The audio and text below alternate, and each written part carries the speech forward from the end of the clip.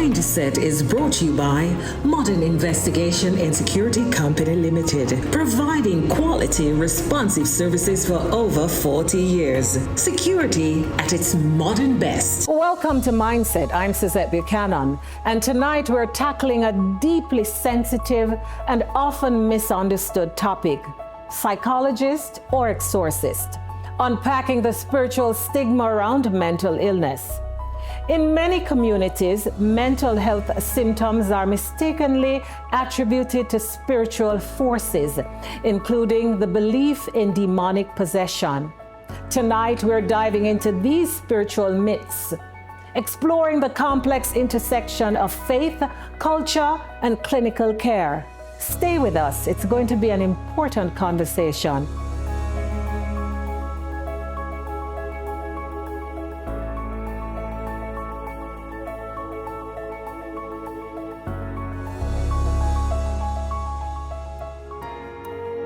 Mirror of the Mind is brought to you by the National Health Fund, NHF, taking a healthy interest in you. Good afternoon, Brother Khan. Yes, sir. Welcome to Brother Khan Enterprise, where we use spiritual device to improve lives. Me know you're a very busy man, so me really glad you could have get to do this. Talk to me. Is my sister. Him bless up. I'm very outstanding citizen, you know. Yeah, accountant, brilliant, bright. Shama! You know that because she work at the bank, so she have brilliance. This life supposed to How much chicken we pay for our bank again? Chicken up our bank? Yes, man. We name buy 2,000 chicken up our bank. That's so. Chicken up our bank. You know, sir. Hey, help me. No, this bigger than me. Yeah. No sense enough. I'm a face. She go, madam, until we catch it. You have to go carry down a winner road. Bellevue, yes. So don't know. Fugo. Evangelist Dr. Tanisha Shaw, thank you so much for being here. Mr. Trey Walters, it's a pleasure. Trey, you had a mental experience in 2022. Take me through that journey. What exactly happened? What form was that mental experience? What happened was I found myself under a barrage of attacks, spiritual attacks, nightmares, times when I couldn't sleep. I had neighbors who were actively involved in witchcraft. You know, they were actively trying to get me out. They were actively trying to destroy me. And it felt as if the more that I fight, the more that I was fighting is the more the attacks increased. Because I started to question, because when you see things and you can't really fathom what you're going through or really explain it, it puts you in a position to start even questioning your own mental health. When you mention attacks, what, be more specific? I would be sleeping and I would jump up in the middle of the night because I could feel as if I'm no longer alone in the room.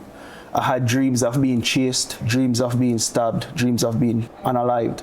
And the more these dreams continued to occur, is the more tense it made me. Voices, and it just kept on going and going and going. What gave you that confirmation that this was a spiritual attack as opposed to something was happening psychologically? I'm not new to the spiritual world, or spiritual realm, I should say. And I also have praying people amongst me. So even though I was trying to keep some of the things to myself, there are people who would reach out to me and say, listen, I believe that you're dealing with this and so on. I would say this is a confirmation because it's true. When I would wake up and say, I know I saw somebody in my house, even though I kept it to myself, I had people that were around me that would call me and say, I had a dream that there was someone in your house, and they would describe the person, and I would say, this is exactly what I saw. Did you eventually learn where this attack was coming from? Yeah. Because, I've dealt with witches before, I've dealt with warlocks before, but this one was different because it felt a lot closer to home. And turns out that, when my wife was having an affair, it was actually with someone that's a warlock. So this person managed to gain access, like that deep access to me through that affair. So I found out where it was coming from and all of that, and I was able to deal with it prayerfully, coming out on top. How did you begin the journey to healing? after confirming that this was a spiritual attack? Accept what I was seeing, accept what was happening, and just decided that no matter what's happening, I'm not going to allow it to destroy me. Throughout the entire experience, did you at any time wonder if it was medical? Yeah, there were times when I was really starting to wonder if my mental health has really gotten to that part. But like I said, because I surround myself with strong people who are strong spiritually, I knew that what was happening was real, and I knew that what was happening was not just a figment of my imagination. In terms of your mental health and the spiritual warfare, where are you today? Okay, so today I'm at a much better place, because one of the things that I've learned is that rest is good. Yes. There's a time when you go through so much spiritual warfare that you constantly find yourself in fight mode. You're constantly fighting. I've gone to therapy. I have invested in coaching. I have invested in mentorship. I have invested a lot in my mental health. You became an author after these unfortunate circumstances. What was the book about, and why did you write it? Okay, so after coming out of it all, I said to myself, you know what I went through isn't new, and I want to expose the tactics that the enemy uses against marriages. Understanding that one, he will attack your finances, and just saying to myself, if I can teach as much people as possible the spiritual aspects of warfare that comes with marriage, then I'll be doing a good thing by helping so many people with this book. And that's when I decided to put my feelings aside and to think about all the people that I will be helping. That's when I decided to write the book. So the book was published in 2024. When it got released, it was #1 in Christian marriages, and it has been on the top 100 best-selling list for the past year. What would you say to someone who's going through the same thing that you have been through? Where would you tell them to begin healing? Healing starts in the mind. Healing starts with you bringing it to God, being open with God, telling him the struggles, the mental battles, and resting in God. Trey, thank you so much for sharing your story. Folks, you're watching Mindset, and we'll be right back. Mindset is brought to you by At Jatden Medical Services, we believe everyone deserves expert care they can afford. That's why we offer advanced oncology and personalized cancer treatment, safe, high-quality dialysis for kidney care, complete eye care through our trusted ophthalmology team, and fast, reliable results from our Suma lab. Call us or contact us on our social media platforms. Jatden Medical Services, affordable, world-class healthcare. Miss Gooden, are you ready for the 12 o'clock meeting? I'm not feeling the book right now. I have a headache, I have diarrhea, I can't have a sleep straight. Is that you? Get well soon. Oh my God, finally! Oh my gosh, I'm so sorry. My boss, he's so annoying, can't wait to leave the job and stop working for that silly little man. Anyways, summer is coming up, so I need laser hair removal everywhere, full body red light therapy, I need fat dissolving injections, warts to be removed, I need everything.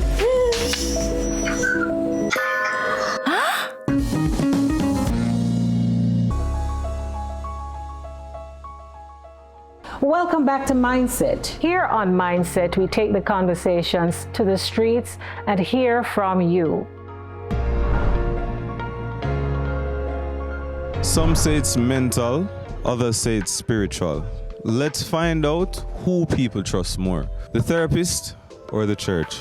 It can be both, because medically, person can born that way. When a child get attacked from the belly, that is why we have a child come out and born and say, oh, I just feel to be this. It's spiritual. Can't use flesh to fight spiritual things. You have to take it to God. But trust the psychologist more, because I think he's a bit more confidential than the spiritual leader. If I don't get you with the psychologist, maybe I go to the pastor. He probably have another solution. I had a mental breakdown already, and I did not go to the psychologist because I never know to psychologist. I go to my pastor. I've been through so many. Like, God fix me.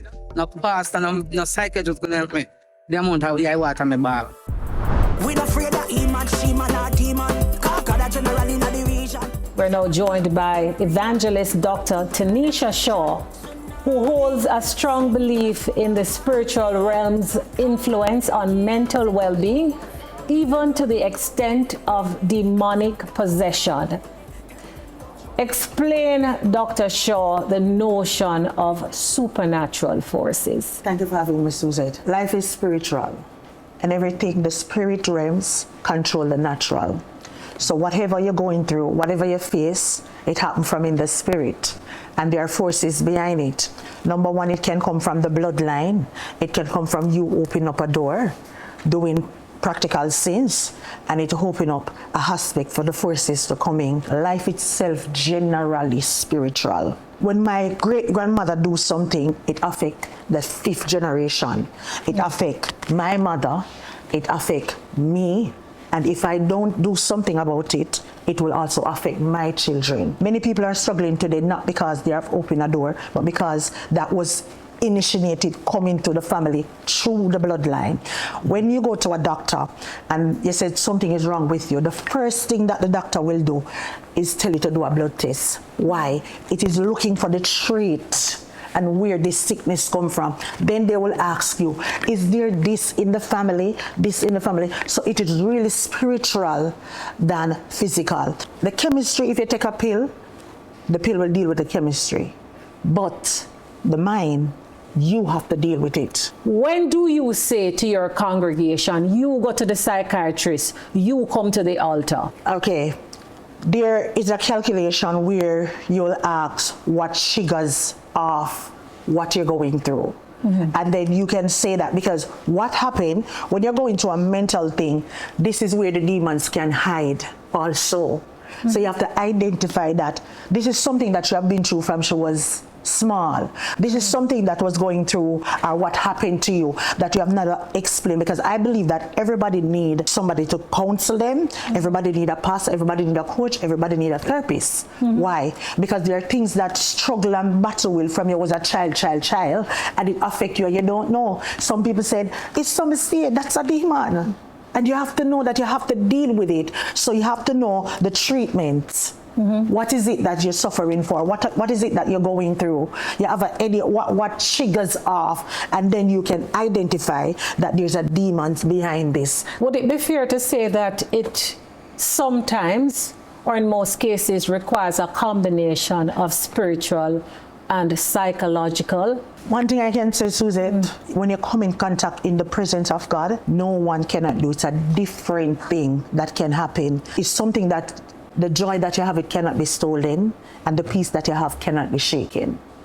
It's unexplainable, but is more experience. What does that treatment looks like for evangelist? Once somebody comes to you and says, listen, I'm under spiritual attack. Just as how doctor would explain it, talking about looking where the threat come from, look what door has opened. You can be fighting things that you don't have nothing to do about. As I tell you, look from the threat. What is in the bloodline? Coming back again, asking, maybe that person has been abused, maybe that person has gone through trauma. Everybody do go through trauma and drama, but there's something that triggers off what you're going through. Because I learned the aspect of it, you know, Susie, that there are people that preaching is easy, and there are people that they can prophesy, but to take somebody from a depression place and take them to another, it takes something more that you need to untwine things that they have never talked about before. And there are many people that is struggling privately with things. There's a scripture that said, I was reading it last night in Isaiah 43, that you will go through the fire and do not get burned. There are a lot of people that is going through fire and nobody knows. You have to have eyes spiritually to identify. Explain for us the concept of demonic possession and spiritual oppression. Many people doesn't understand how to deal with demon. Two things demons afraid of, and I learned this by dealing even in my own personal life, and learn this. Two things. One, them afraid of authority. Two, them afraid of the fire. And you say fire, physical fire? Not physical fire, but carrying the fire of God. Oh. That burns up this is when you come in contact with God. When you come in contact with God, it burns up everything that is a pretender. Dr. Shaw, for those who are watching and thinking about going to Dr. Roberts and lining up at his door, what are some of the signs that they should look out for that will tell them that you don't need to see Dr. Roberts, you need to come to evangelist Dr. Tanisha Shaw? Because a physical doctor will never be able to help you spiritually. Because you need the power of the Holy Ghost to step in and superimpose whatever you're going through. And that can be able to heal you. God is the biggest and God is the healer. So if I'm under spiritual attack, what would my treatment look like? What is your treatment Yes, look like? not with Dr. Roberts. First if I were to come to you. If you were to come to me, I would say this. There is something about truly surrendering your life to God. Because authority respect authority. You cannot pray against the devil and still live in for him. The door is open. You have the legal. Satan know the thing about legal access. So if him have the legal rights, him can do anything. And God is a God of justice, and God stand up on his word. And this is why in the book of Job, when God said, have you concerned my servant Job? Him say you have to pull the edge of fire. So there's a blockage when you start living purity. And when you start live for God, you block out the devil. So for me, I don't live carelessly. I don't go everywhere. I don't be a part of, listen, I don't even eat everywhere. It is so influential. I'm telling you, life is spiritual. Dr. Shaw, what is your view on healing a mental illness? To calculate and see what triggers off this illness that bring you to this place where you are. Number two, look at it if it is a therapy session, or this is a session where we need to. And first, I would recommend a therapy. We'll just get a therapy that you can be able to explain what you have been through, what take you to this place in life. Then after, I will recommend a deliverance session. Yeah, and what does a deliverance session look like? I do recommend, because one thing I can say, it is a powerful thing. Mental health is to change your mindset. Change your mindset, because once the enemy get your mind, it don't do so. It is like if you get a shot in your head, if that shot goes certain places, you die. But if you lose one eye, you can see to the other. So physically, the Bible says, be ye conformed not to this world, but be ye transformed by the renewing of your mind. So number one, your mindset have to be changed. Number two, I strongly recommend that no one will get fully delivered unless you surrendered your life unto God. Because once the Bible tells you that if the enemy leave and him come back 7 times, so that is 21 demons coming back for you. So I recommend deliverance. I tell people, if you don't ready to deliver, just stay, because I'm telling you, if you want this healing, this totally, it calls for total surrender into God. When you hold up your hand, when you see a police hold you up and said, you have the right to surrender. When you surrender, that means you give up everything to God and allow God to take the part to you. And I believe fully 150% that fully healing comes with God. Fully healing. Thank you, Dr. Shaw. On that note of surrendering to God, we surrender to the break. Please stay with us. This is Mindset. Soon come back. Mindset is brought to you by Yard gas. Think me go make them call me Donny. Yard one thing, me say yard one thing. Don't worry. Bad again, Ami, you buy the gas after me and it done before me, Rasta. A yard man just done saying. Yard man things stronger and longer. Bakuya. Me cook for church, me cook for school, me cook for side chick. Me just a cook a galang saying. Claim me for okay when me say gas pan tonight instead of him. Me a full up. A yard man in the kitchen. Yard man still when me touch the road. It's a yard man thing. Yes, sir. This is the Aedes aegypti mosquito that spreads the Zika, chikungunya, and dengue viruses. Protect yourself from the bite of this mosquito. A message from the Ministry of Health and Wellness. Folks, welcome back. This is Mindset. We're talking to evangelist Dr. Tanisha Shaw, and also we're talking to Mr. Trey Walters. He shared his story earlier on. Trey, anything coming out of Dr. Shaw's presentation that you can relate to? Yeah, of course, because here's the thing with where medicine feel, where the doctor feels, that's where the spiritual aspect steps in. You know, when I went to the doctor with my youngest son, and they did X-rays upon X-rays upon X-rays, I was going there like twice a week, and they couldn't figure out what was wrong with him. They said, "Listen, we don't know what else to tell you. We don't know." It was prior. So when the doctor said we literally done everything we could possibly do. We with the X-ray we look, we don't see anything wrong. So where the natural could not explain what was happening, the spiritual was there, and it was through prayer and fasting that got his breathing back 100%.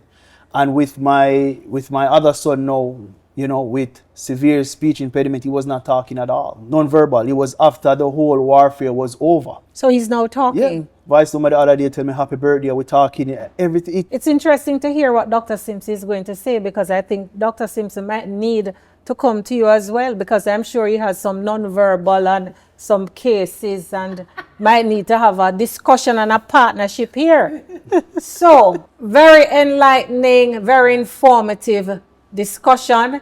Thank you, Evangelist Dr. Shaw, for being here. It's an honor. Mr. Trey Walters, it was an absolute pleasure and delight having this discussion with you. We are going to be joined by our psychologist, Dr. Simpson, to give his views. Dr. Simpson, from a psychological standpoint, how do you address the claims and beliefs we have just heard regarding spiritual possession and mental health symptoms?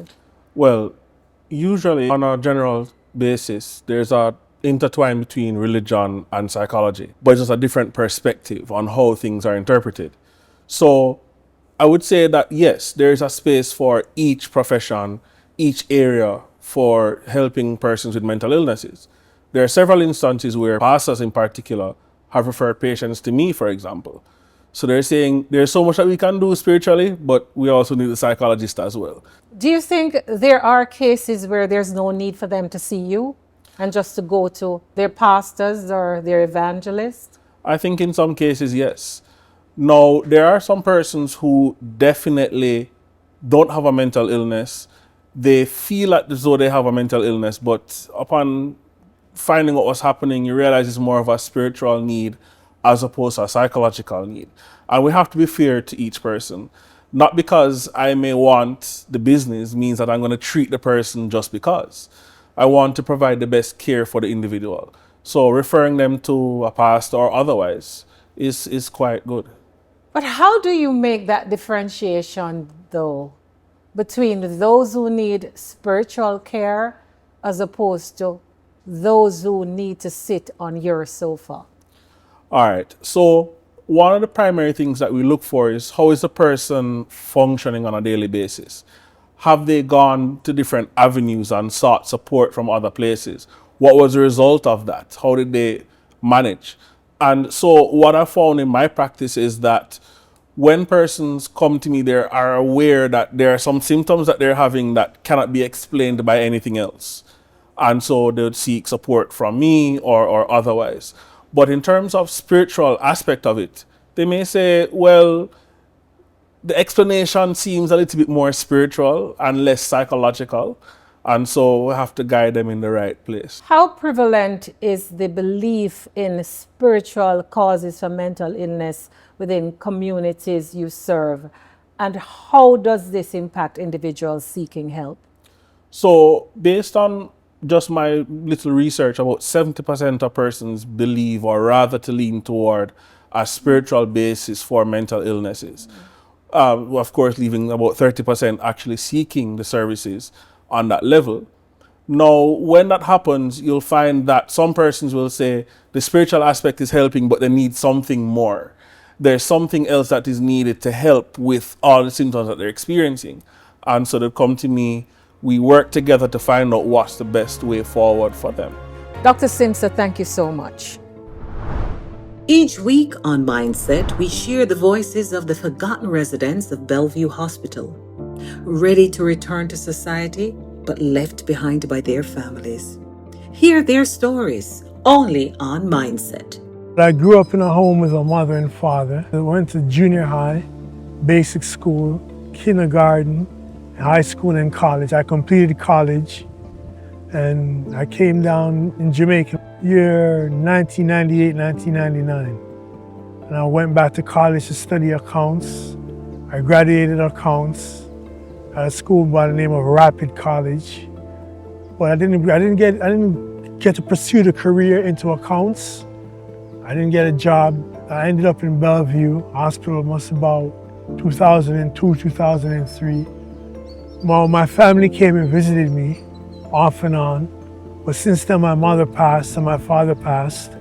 So I've been stuck here. My aunt comes and visits me once in a while. Since then, I've been introduced to another farming. I've been working with a nurse the farming manager by the name of Miss Gail.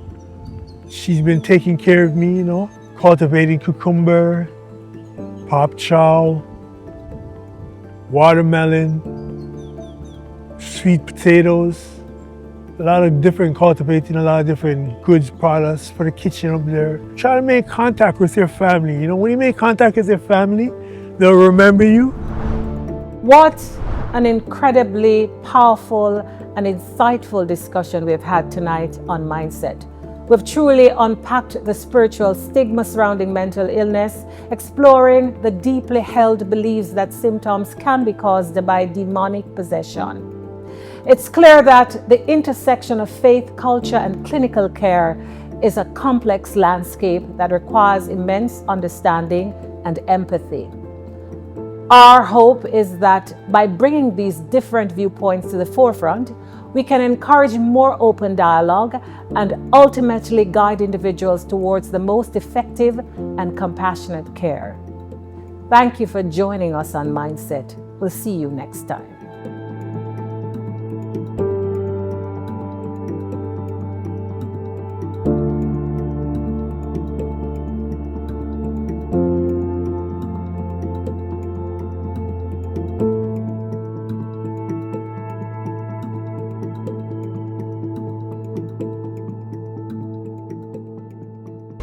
Mindset was brought to you by Modern Investigation and Security Company Limited, providing quality, responsive services for over 40 years. Security at its modern best.